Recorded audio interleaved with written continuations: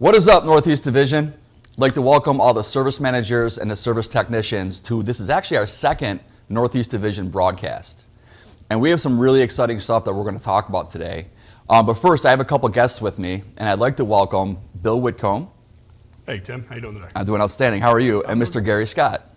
Morning, Tim. So where are you guys from? Let everybody know where you guys are from. I'm from Region 509, the Maryland region sales manager. Been around for 8 years with Orkin, 25 years in the industry. I'm with Region 449, Go Virginia. I've been with the company 33 years, and the past 10 I've been there in Virginia. 33 years, so you've held a lot of different positions, haven't you? Like, you started off as? Started off as a termite technician in Beckley, West Virginia, did that 10 years, Charleston, route tech, a little bit of everything, Tim. Everything that there is out there, up to where I'm at. And how about you, Bill? What were your positions you've held in the industry? I've been a service tech, salesperson, service manager, branch manager, and now regional sales manager. All right, so you guys have gotten your start on the service side. Yes. Okay. So as you can tell, I have a lot of knowledge with me today, and they're going to help me with this through this broadcast. But before we get into it, I have to say, I want to thank each and every one of you for the outstanding job that you all did with the Just Ask campaign. I mean, the numbers that we put up, I don't have the final numbers yet, but I know this, between May and June, we sold $1 million more in mosquito than in 2017. So great job. You guys all did an unbelievable job, and we really appreciate everything you did. Hopefully they were able to see some of the benefits as far as with making some extra money with the sales and doing the services, right, guys? Absolutely. Absolutely. Way to go. Shout out to Maryland. Over 1,400 mosquito units so far. We still got a month to go so we can crush southern states. There you go. So anyway, that leads us to our next campaign that we're going to do. And we were thinking about what can we do from October going through the winter to help our customers and to help you guys and to help our business. And the idea behind this campaign is a see something, say something campaign. And what I mean by that is when you guys are out doing, and gals, when you're out doing your services, when you're looking around the house and when you're doing your service and your inspections and things like that, we're going to go over some things that we're going to, kind of teach you what to look for in order to say something. So there's two kind of options with this. You can either say something to the customer and kind of sell something to them, or say something to your service manager or the sales inspectors to get them out there to help fix these solutions. So what do you guys think of that, this concept? Oh, it's a great idea. Tech leads and techs and salespeople working together like that, it's awesome. It's great, Tim. We've got a couple branches already doing it, so it's something that's not new to us, but we definitely aren't where we need to be.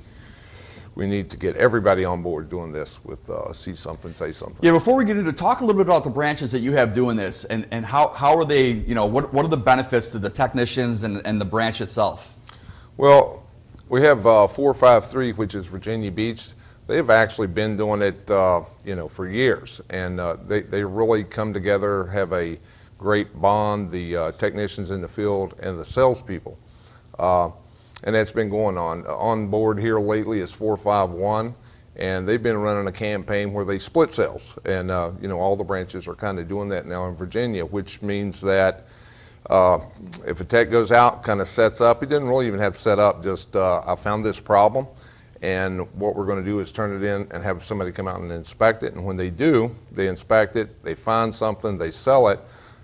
Instead of just getting the $50, we kind of wave that out of the way, they get a 20% split off of it, Tim. So that can get quite lucrative when you have a major dry zone problem and, the dollar amount goes up.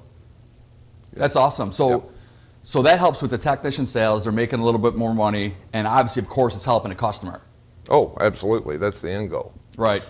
So let's do this. Let's talk about some of the things that when you're at people's houses that you might see, and we're going to go show a few pictures and talk about why it's a problem and to make it kind of easier to familiarize with some of the things that when you see something, you can say something.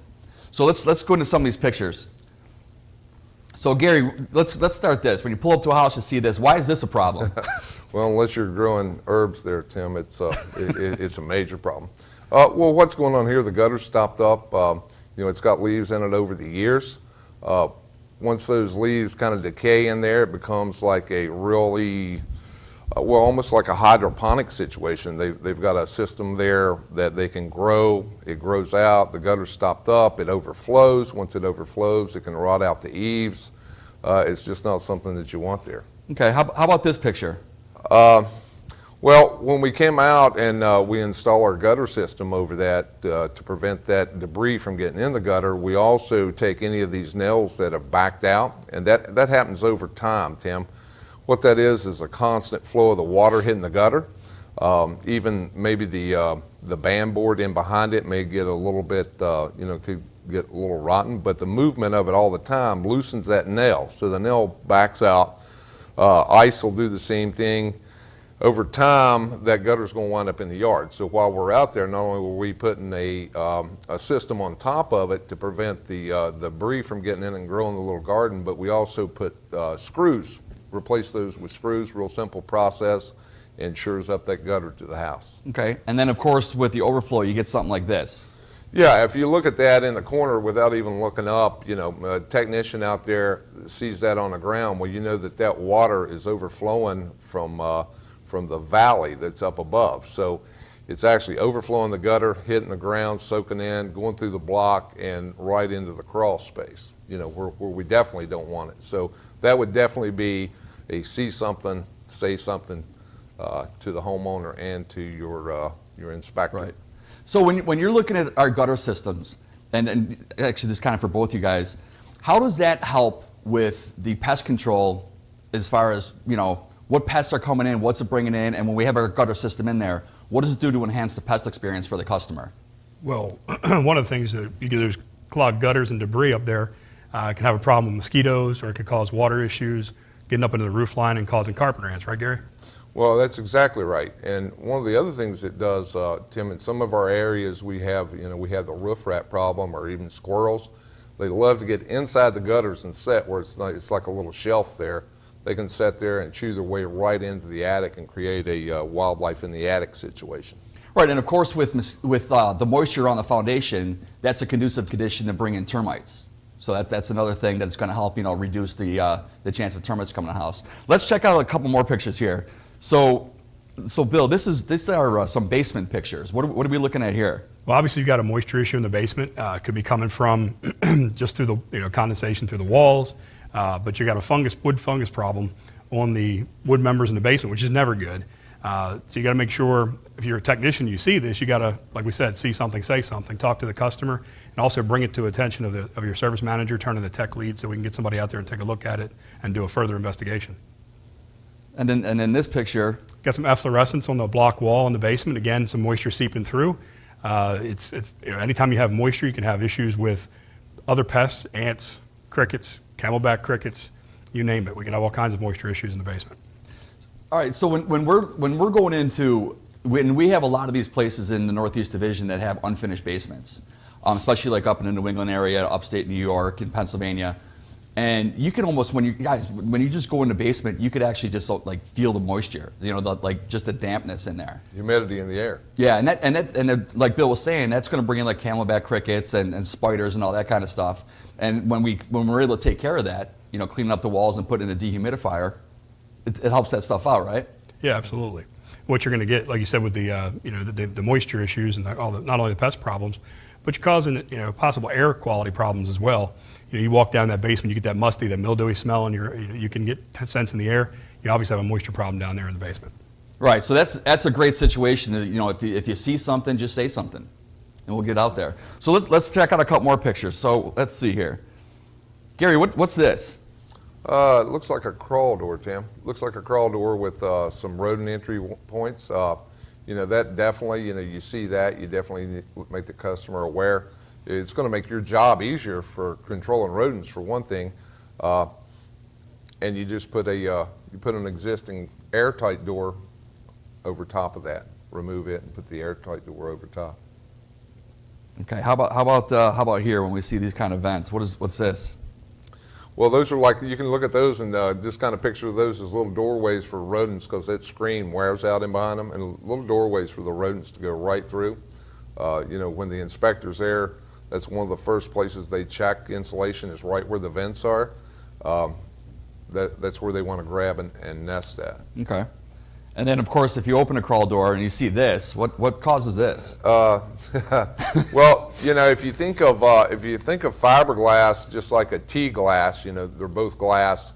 You got cold air inside the house coming down, and that cold air coming down, the insulation is resistant to it, but it drops the temperature in that insulation. So when the humidity gets underneath, it works just like taking a tea glass full of ice outside. That water forms on that glass, makes it heavy, and it starts stringing it down. That one there is an extreme case, but that's been a long time of humidity turning to water and pulling the insulation out. Yeah, here's another one, not so extreme, but you can Yeah, extreme too. You know, you look through a crawl door, you know, that's definitely one. You can see the insulation string, and you can even actually see the fungus on the wood. You can also see, you know, where the air has condensated, dripped down on the poly. You can see the actual water on the poly. So that would be one. You definitely want to let the homeowner know, hey, there's an issue going there. Let me get an inspector out here to check this to see what's going on. And so Gary, when the moisture that comes into a crawl space, I know you refer to it as kind of like an ecosystem. Can you kind of explain what you mean by that? Yeah, well, moisture enters crawl space in actually it can be 4 different directions. You know, it evaporates up from the ground. That's just a natural occurrence that goes on, you know, everywhere. It comes through the block. It leaves the efflorescence behind that Bill was talking about. And that's simply just a mineral as the moisture wicks out. And I'm not talking about in the form of liquid, but as it evaporates into the crawl space, it leaves that sparkly white residue behind. That's the salt and minerals that's in the block. That's efflorescence. And it also comes through the vents in the form of humidity. So it enters this way. It can come in the 4th way if you have a water line break or a sewage break. But once it gets inside the crawl space, it condensates on that fiberglass. The wood soaks it up like a sponge. The wood moisture content goes higher, and that creates a fungal growth. Along with the fungal growth come the camelback crickets, as you techs know. You know, you see the little black specks on the wood. That's the poo they leave behind. And the thing about camelback crickets is they're almost 100% protein. So behind that, you know, you've got rodents coming in to eat those, and they get fat off that. And then you can even have snakes come through, Tim, to eat the mice. So you get a little ecosystem going on underneath the crawl space that can be major problems. Boy, so if you see any of these things that we showed in these pictures, I mean, you should definitely say something, right? Definitely say something. See something, say something. So let's check out what's going on in the top of the house here. So Bill, walk me through this. All right, up here we have an attic where you pop your head up in the attic, you go up maybe service for some silverfish or rodent issue, and you see they only have about, 5 inches of insulation there, so obviously the R value is not up to standards where it should be. You know, recommendation, Department of Energy is anywhere between R49 and R60.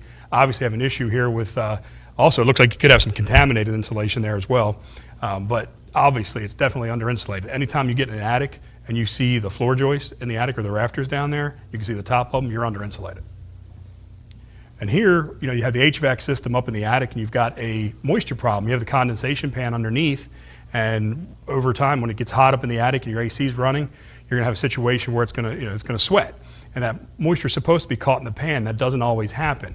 And obviously a moisture problem, you know, insects need, just like most pests need, moisture, you know, shelter and food. Well, here's your moisture. They've got their shelter up there. So by pointing these things out to the customer and also to your service manager and your salesperson in your area, your inspector in your area, you're going to be doing a good thing, a good service for your customer. So in the attic, when we're going up there with our insulation, how when they're under insulated, we're putting insulation in there with all the moisture, stuff like that. What are the ways that we can rectify this when we get our inspector out there? Well, the inspector goes out and they're going to take a look, obviously find that contaminated insulation. What we need to do in that situation is remove all that insulation, find exclusion or find entry points for other pests, seal those up, put in new insulation, and like I said, R49 to R60. And then also we have Comfort Zone, which is a radiant heat barrier, which is going to help reduce that condensation up there in that HVAC unit. It's going to do a lot of things. It's going to eliminate that moisture. If your homeowner, your customer, uses that attic space for storage, it's going to help protect some of the items up there. You know, if they've got like their Elvis record collection up there or something like that, or candles that could melt or be damaged, well, you put that radiant heat barrier up there by dropping the temperature in the attic up to 40 degrees. And I know you guys, technicians, ladies and gentlemen, have been up in the attics when it's hot. you drop that temperature by 40 degrees, it makes a huge difference, and that HVAC system works a lot more efficiently and doesn't sweat like it does with all that heat. Absolutely. Thanks, guys. So when we're talking about all these different things that we just showed in all these pictures, that when the folks are out there doing their service and how we fix these, what does that do for their actual pest control experience for the technician first? Well, for the technician, it's going to help you reduce the pest population in the house. It's going to help the homeowner, more importantly. But for you, it means less callbacks. Okay. Obviously, the financial side of it, you're going to get some, kickback commissions, whatever, some lead fees. That's on the financial side, and also on the customer benefit side, the pest side. That's what it's going to mean to you. What about the homeowner, Gary? Well, it's going to benefit them, Tim. And I think sometimes in the past, the reason we kind of shied away maybe from seeing something, saying something. You got to keep in mind, this is not your fault that you have these rodents coming in the top and the bottom. And I like to think of them as kind of like country mice. They come in the bottom, the top. They never actually wind up in the home where you're spending the majority of your time. You can go underneath. You can feed these rodents that are creating a problem, forever. They're just going to keep coming in. So the only way to truly get your service right is to exclude those areas to keep those problems out. So don't feel like you've done something wrong because you still have a rodent issue there and you've been trying to get rid of them for a year or even longer. That's not your fault. You didn't build the house. The only thing you're trying to do is control it, and unless you get those situations and those entry points blocked off and fixed, it can go on forever. So you're doing the customer a favor and yourself by seeing something, saying something, so you can get these problems rectified. That's a great point. That is a great point, Gary, because it's not their fault if there's something wrong with the house, but Right. we can fix it by just saying, when they see these things, to just say something. Just making some recommendations. Absolutely, absolutely. And the other, one of the other things is that when customers have 2 or more services with Orkin, they actually stay on the books a lot longer. They're less likely to cancel because how all these services tie together to really keep a home or the property pest free. It just makes sense to be able to just stay with Orkin because of everything that's going on. When they have the pest control service, the mosquito service, and Orkin Therm or a dry zone, they stay on the books longer. So that's going to reduce your cancels. It's going to make your job a lot easier as far as controlling the pests, and we just have a happier customer. So, guys, I want to thank you guys very much for joining me today. My pleasure. And the knowledge is awesome. Of course, I always learn stuff from you guys, and I hope they all did as well. I'm sure they did. But just to kind of end this, your region is going to be having a contest, like a league contest. So starting in October and going through either the end of the year, it's going to be region specific. So be on the lookout, and hopefully after this broadcast, they'll be announcing what your even the extra incentive is for some besides the extra money and helping with your services, what you can win with these contests. And with that being said, I want to thank you all for everything you do each and every day. I mean, as service techs, you guys are all the backbone of the company, and we really, really appreciate you. So thank you for all you do.